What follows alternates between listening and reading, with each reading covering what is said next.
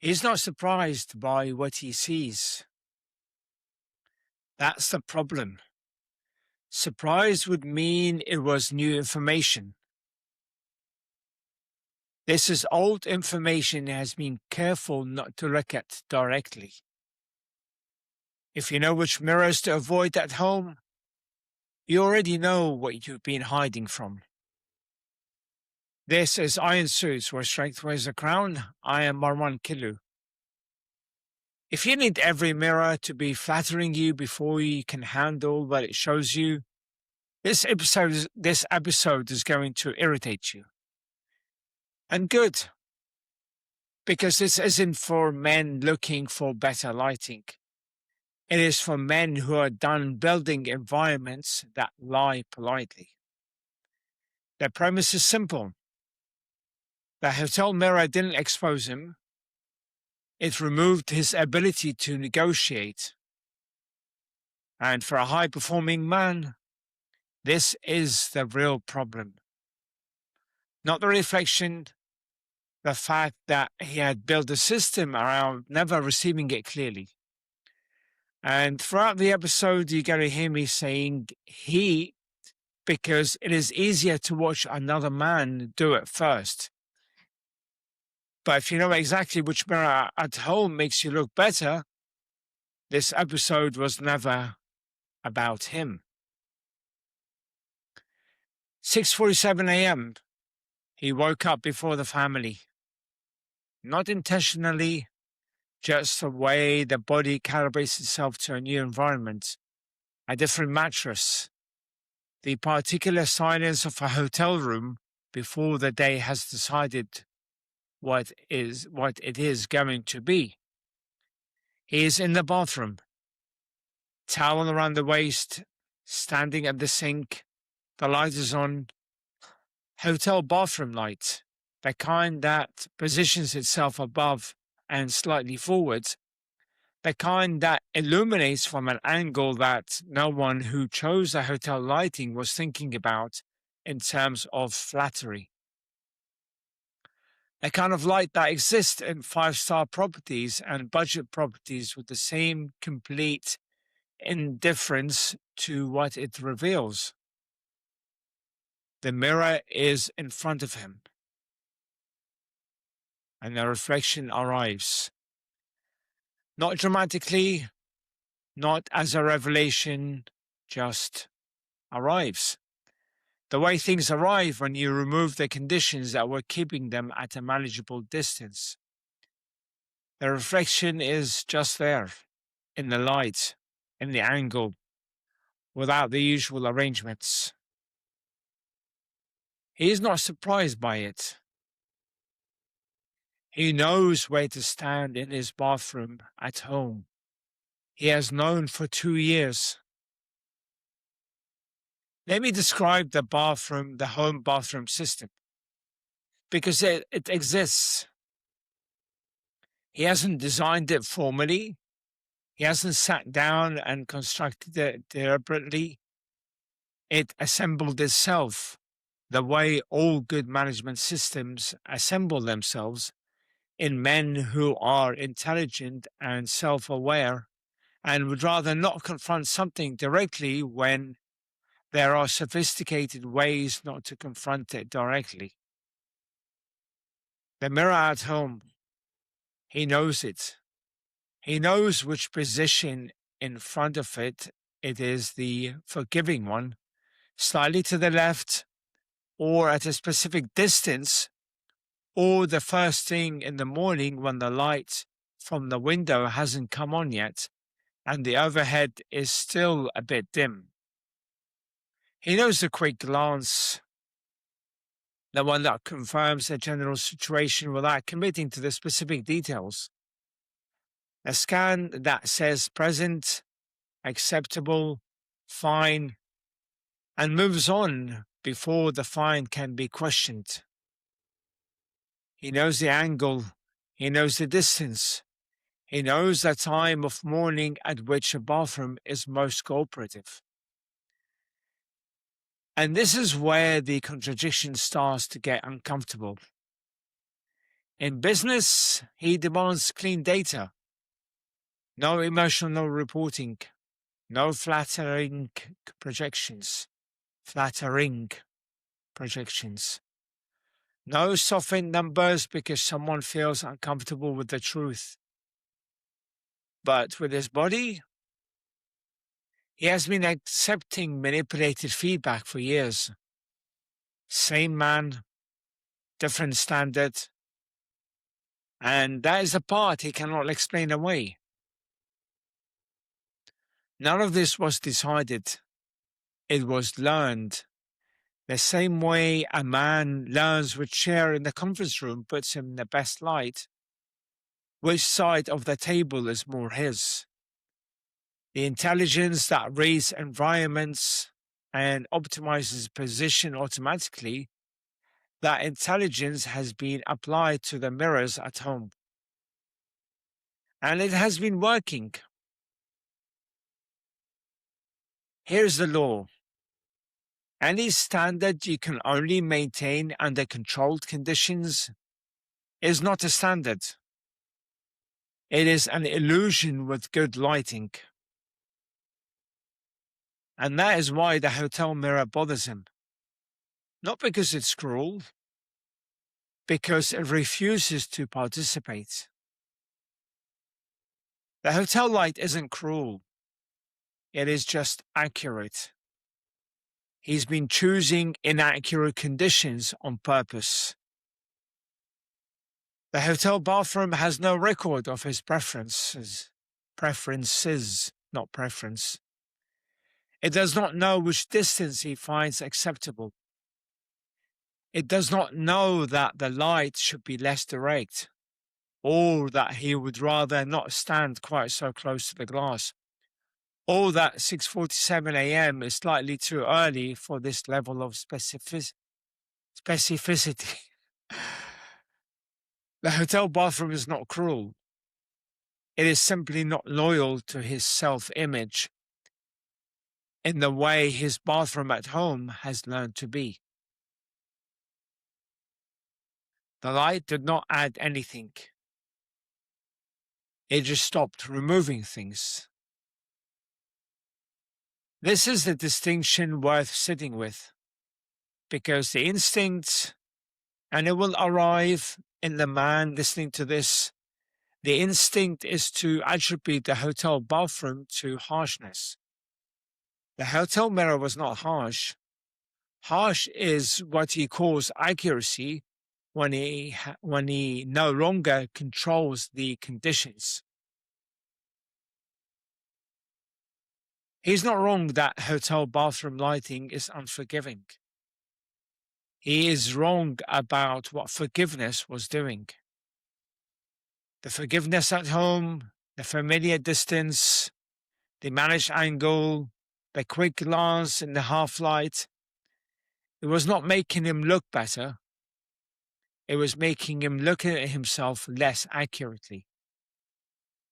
The hotel mirror did not arrive with a different version of him inside it. It arrived with the same version, without the arrangements. A man who edits his reflection before breakfast is not confused. He is negotiating.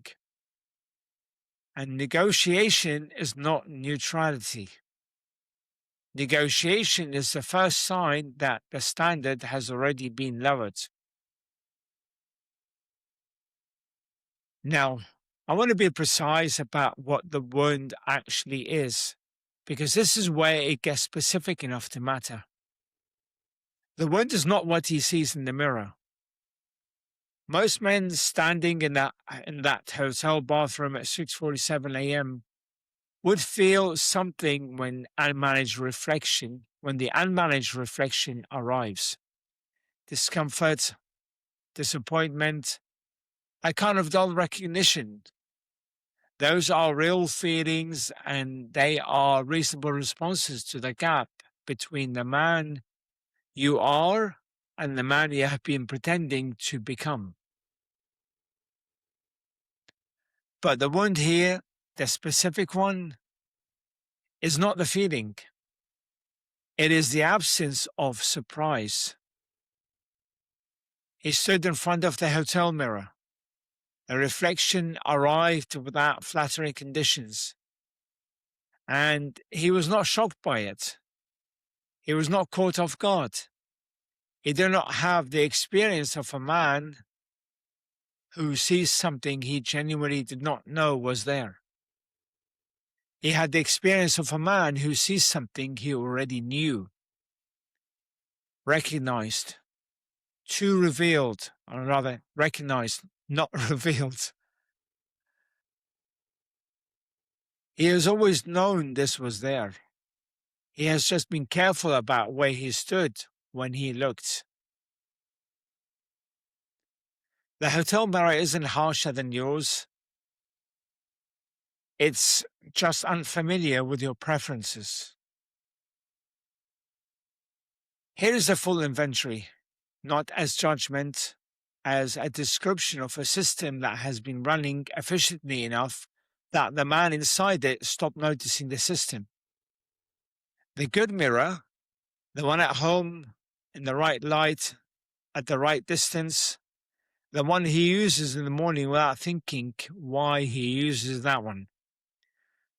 The bad mirror, the one in the spare bathroom, the one that caught him once at a bad angle, and which he now uses only for specific contained purposes, checking the back of his hair, things that don't require the direct confrontation of the front. The phone camera set over time to a position that works. The angle that he would say is just how he holds his phone. The angle that has been adjusted so gradually he genuinely believes it is natural. The quick glance, the assessment that says enough without saying everything. The visual scan of a man who knows what he is going to find and has decided in advance how much of it he is willing to engage with on a given morning. The habit of dressing before the evidence has finished speaking. He knows all of this without knowing he knows it. A body does not become true when the mirror is harsh. It was true before the light came on. Back to the hotel bathroom, 6:47 a.m. He has been standing there for not long, 30 seconds maybe, long enough for the reflection to have said something he has been managing not to hear in his full specificity for some time. Months, longer than months. And here is what he does. Not dramatically, not as a response to any conscious decision. He starts getting dressed. He dresses quickly. He always dresses quickly when the reflection is that specific. Not because he's late, the family is asleep, the day has not started. There is no appointment that requires him to be dressed by 6:50 a.m. He dresses quickly because the conversation in the mirror got to a point where extending it did not seem useful. Not useful, that is the word he would not use, but it is the accurate one. The reflection was not saying anything new. It was saying the same thing he already knew, in clearer conditions than he usually allows. And staying in front of it longer was not going to change what it was saying. He did not avoid the mirror. He avoided holding it long enough for it to finish the sentence. This is the sophisticated version of the same thing. Not avoidance. Anyone can avoid a mirror. He's not avoiding. He is managing the duration of the engagement. He looks, he acknowledges on his own terms the general situation. And then he introduces the next step: clothes, movement, the day beginning, before the conversation becomes more specific than he is prepared to receive. You know what a forgiving angle looks like. That knowledge is the confession. Here's what happens next. Not today, this morning, in this hotel bathroom. The day is beginning and he has managed the mirror, and the management works more or less the way it always does. But the day is not the bathroom. The day has other environments, and those environments have not made the same arrangements the hotel mirror made. They have not agreed to the distance and the angle and the cooperative light. They are going to present the body in the conditions he did not curate. The body does not negotiate with the environment. The environment does not adjust for the self-image he has built at home in the half-lit bathroom at a forgiving distance. He sees it every morning at home. He just doesn't look at it every morning at home. A mirror you have trained yourself not to hold is still telling the truth. He knows this. He has always known this. The management system was not built from ignorance. It was built from a kind of sophisticated executive grade avoidance that is so well constructed, it barely registers as avoidance anymore. It registers as preference, as habit, as a simple, unremarkable morning routines of a man who has better things to do than stand in front of his bathroom mirror. The reflection is not the problem. The reflection stopped being the problem some time ago.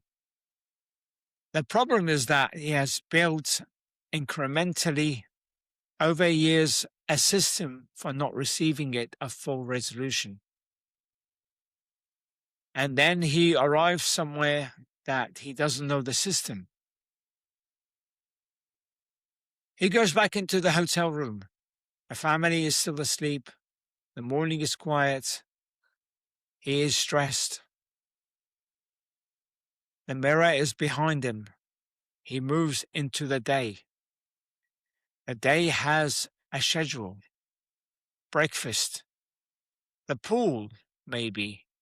The beach club. The places that are part of the reason he is here. The places he built this life to include. The mirror already ran the report. He went to the pool. He kept the shirt on until the water made keeping it on more conspicuous than removing it. This is Iron Suits. I am Marwan Killu. If this landed, send it to the man who knows exactly which mirror at home he uses and exactly which one he avoids. Not because he needs motivation, because the report has already been run. Make sure you subscribe to the show, follow me on my socials. The next episode is already waiting, and the mirror already ran the report.